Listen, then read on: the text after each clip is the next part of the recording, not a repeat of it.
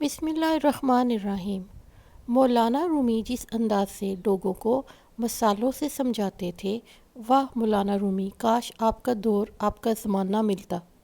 کہتے ہیں محمود غزنوی کا دور تھا، ایک شخص کی طبیعت ناساز ہوئی تو طبیب کے پاس گیا اور کہا کہ مجھے دوائی بنا دو۔ طبیب نے کہا دوائی کے لیے جو چیزیں درکار ہیں سب ہیں سوائے شہد کی۔ تم اگر مجھے کہیں سے شہد لا دو تو میں دوائی تیار کیے دیتا ہوں۔ اتفاق سے موسم شہد کا نہیں تھا۔ اس شخص نے حکیم سے ایک ڈبہ لیا اور چلا گیا۔ لوگوں کے دروازے کھٹکھٹانے لگا مگر ہر جگہ مایوسی ہوئی۔ جب مسئلہ حل نہ ہوا تو محمود غزنوی کے دربار میں حاضر ہوا۔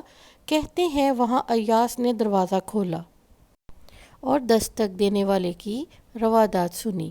اس نے چھوٹی سی ڈبیا دی اور کہا مجھے اس میں شہد چاہیے۔ ایاز نے کہا آپ تشریف رکھیے، میں بادشاہ سلامت سے پوچھ کے بتاتا ہوں۔ ایاز وہ ڈبیا لے کر بادشاہ کے سامنے حاضر ہوا اور عرض کیا بادشاہ سلامت، ایک سائل کو شہد کی ضرورت ہے۔ بادشاہ نے وہ ڈبیا لی اور سائڈ میں رکھ دی۔ ایاز کو کہا کہ 3 بڑے ڈبے شہد کے اٹھا کے اس کو دے دیے جائیں۔ ایاز نے کہا حضور، اس کو تو تھوڑی سی چاہیے، آپ 3 ڈبے کیوں دے رہے ہیں؟